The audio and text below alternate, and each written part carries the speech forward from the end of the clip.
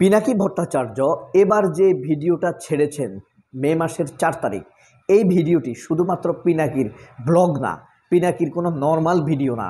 পিনাকি ভট্টাচার্য এই ভিডিওটি আমি মনে করি একটি ইনফরমেশন ফিল্ম হিসেবে ছেড়েছেন, একটি তথ্য সিনেমা। এমনভাবে তথ্যগুলোকে উপস্থাপনা করেছেন যা আপনাকে বিস্মিত করবে যদি আপনি দেখে থাকেন।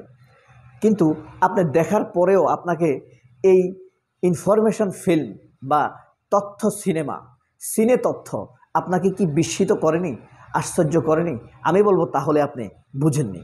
এক একজন কিন্তু এক একভাবে ভিডিওকে দেখে, এক একভাবে তথ্যকে এক এক দৃষ্টিভঙ্গি থেকে দেখে। আপনি কোন দৃষ্টিভঙ্গি থেকে দেখেছেন দেখুন তো, আমার সাথে আপনার দৃষ্টিভঙ্গি মেলে কিনা। এখানে প্রথমেই পিনাকি ভট্টাচার্য যে জিনিসটি শুরু করেছেন, দিয়েছেন, সেটি হলো বিএনপির ভিতরে যে ভারতীয় হেজিমনি তৈরি হয়েছে, ফখরুলরা, রুমিন ফারহানারা, তারা তারেক রহমান অথবা খালেদা জিয়া বা জিয়াউর রহমানের যে দেশপ্রেম, দেশের প্রতি যে কমিটমেন্ট, ভালোবাসা, এইসবকে ব্র্যান্ডিং না করে, জিয়াউর রহমানের হেজিমনিকে প্রচার না করে, খালেদা জিয়ার দেশপ্রেমকে উপস্থাপন না করে, ব্র্যান্ডিং না করে, তারা ভারতীয় হেজিমনি উপস্থাপন করছে আওয়ামী লীগ স্টাইলে। অর্থাৎ আওয়ামী লীগ যে কাজটা করত মির্জা ফখরুলটা সেই কাজটাই করছে। তবে মির্জা ফখরুলের সুর নির্বাচনের ব্যাপারে একটু নরম হয়েছে। সোশ্যাল মিডিয়াতে সারা বাংলাদেশের মানুষ তাদেরকে নিয়ে যে হাসাহাসি করে, এই জিনিসটি 8 মাস পরে এই অপদার্থরা বুঝতে পেরেছে। এই মির্জা ফখরুল, রুমিন ফারহানা, মির্জা আব্বাসেরা বিএনপির ভোটকে তছনছ করে দিয়েছে, ধ্বংস করে দিয়েছে। আমি নিশ্চিত বিএনপি এখন ভোট হলে 20%-এর বেশি ভোট কোনোভাবেই পাবে না।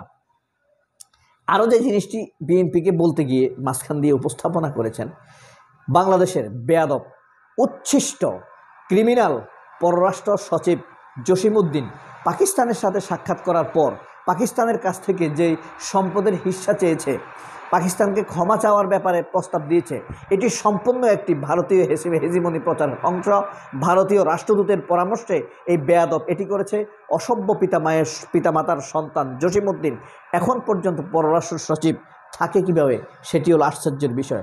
আরও আশ্চর্যের বিষয় হলো সুপা শয়তান আওয়ামী লীগ তহিদুর রহমান পররাষ্ট্র উপদেষ্টা হিসাবে কিভাবে থাকে, এই জসিমউদ্দিনকে কিভাবে রাখে, সেটি দেখার বিষয়। এই তহিদের ব্যাপারে অবশ্যই প্রশ্ন রেখেছেন পিনাকি ভট্টাচার্য অসাধারণভাবে। তারপরে ফখরুল কিন্তু ক্ষমা চেয়েছে মানুষের সাথে বেয়াদবি করে, শহীদদের সাথে, আন্দোলনের সাথে যেসব করছে এসবের সাথে, এবং পাকিস্তানকে বাম্ব দেওয়ার জন্য একইভাবে ফখরুল ওবায়দুল কাদেরের মতো বক্তব্য দিচ্ছে। ভারতকে প্রিয় বৃহৎ প্রতিবেশী, আচ্ছা প্রতিবেশী বলার আগে আপনি বৃহৎ বলতে হবে কেন, প্রিয় বলতে হবে কেন? প্রতিবেশী তো প্রতিবেশী। এইটাই হলো ভারতের যে হেজিমনি, আমাদের উপরে ভারতকে চাপিয়ে দেওয়ার একটি শয়তানি মির্জা ফখরুল। আজকেও বলে যাচ্ছি, আমার মতামত দেওয়ার যদি স্বাধীনতা থাকে, মির্জা ফখরুল অবশ্যই একটা রাজনৈতিক দুষ্কৃতিকারী। মির্জা ফখরুলকে যদি না সরায় বিএনপির ভোট ধ্বংস হয়ে যাবে।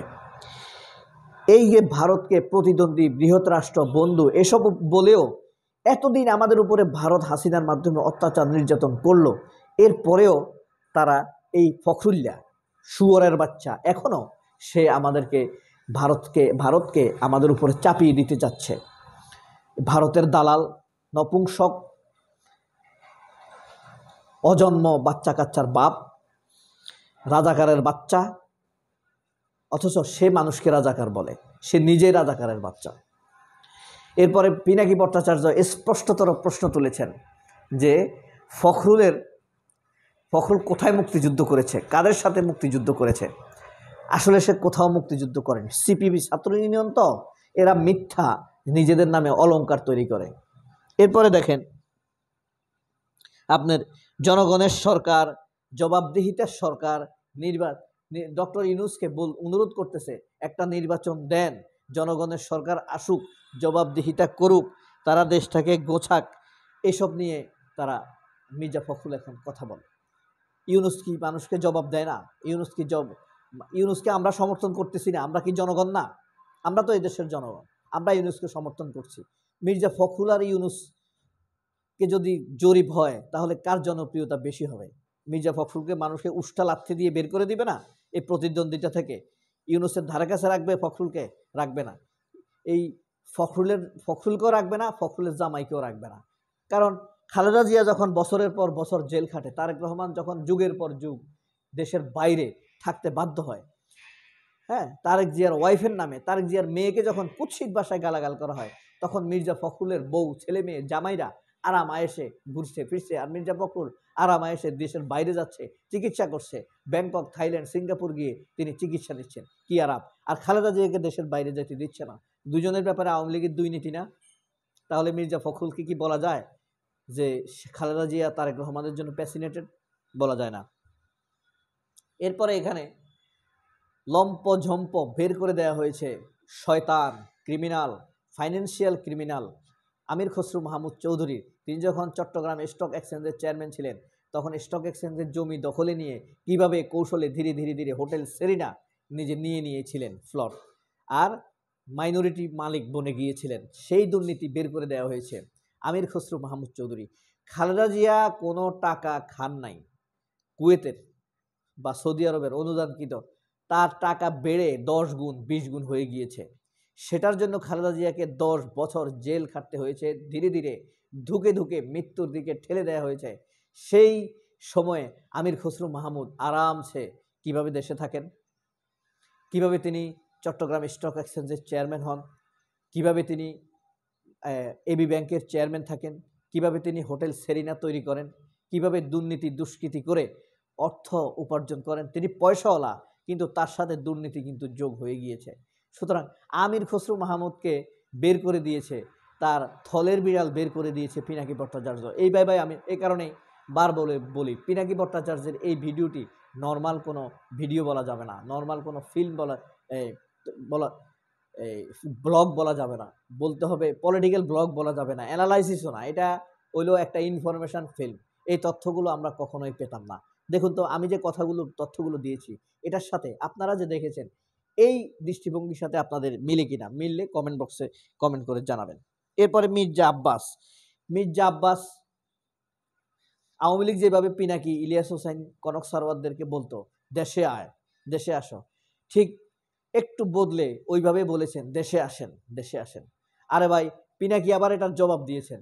আপনি পিনাকিকে দেশে আসতে বলতেছেন, আপনি কনক সরোয়ারকে বলছেন, ইলিয়াস হোসেনকে দেশে আসতে বলছেন, আর আপনি তারেক রহমানকে দেশে আসতে বলতে পারেন না? তারেক রহমানের যে 17টা বছর দেশের বাইরে, দেশের আলো বাতাস মামাটি থেকে দূরে, যদিও রিসেন্টলি তার মাকে তিনি দেখেছেন, বেগম খালেদা জিয়া, আমাদের সাবেক প্রধানমন্ত্রী বেগম খালেদা জিয়াকে তিনি দেখেছেন, কিন্তু তারেক রহমানকে তিনি দেশে আনতে পারেন না। এই মির্জা ফখরুলরা, বিএনপির মির্জা ফখরুল, মির্জা আব্বাস, রুমিন ফারহানা, এরা যুগে যুগে বিএনপির গানের উপরে বসে বিএনপি এই জিয়া পরিবারটাকে ইমেজ নষ্ট করে এরা স্বার্থ উদ্ধার করেছে। এসব পলিটিক্যাল চিটার, পলিটিক্যাল বাটপার, পলিটিক্যাল প্রতারকদেরকে অবশ্যই আমাদের বয়কট করা উচিত। যদিও পিনাকি এটা বলেনি, এটা সাধারণ মানুষের ভাষ্য। এই যে লুটপাটের খতিয়ান, মির্জা আব্বাস তার লুটপাটের খতিয়ান আমাদেরকে জানাক, আমির খসরু মাহমুদ তার লুটপাটের খতিয়ান আমাদেরকে জানাক। মির্জা ফখরুল ইসলাম আলমগীর যতবার দেশের বাইরে গিয়েছেন শেখ হাসিনা ক্ষমতা থাকা অবস্থায়, তিনি তার সেই সকল ব্যয় কোথায় থেকে পেয়েছেন সেগুলো জানাক। সিঙ্গাপুরে একবার গেলে 1 কোটি টাকা, 1.5 কোটি টাকা খরচ হয়। কোন জমি বিক্রি করে তিনি গিয়েছেন, কোন অর্থ সম্পদ বিক্রি করে তিনি গিয়েছেন, সেগুলো আমাদেরকে জানাক। তার লুটপাট, হত্যা এবং শেখ হাসিনার সাথে আতাতের খতিয়ান আমাদেরকে জানিয়ে দেখ মির্জা ফখরুল, মির্জা আব্বাস এবং এই আমির খসরু মাহমুদ চৌধুরী। সবাই অনেক ভালো থাকবেন। আল্লাহ হাফেজ। আসসালামু আলাইকুম।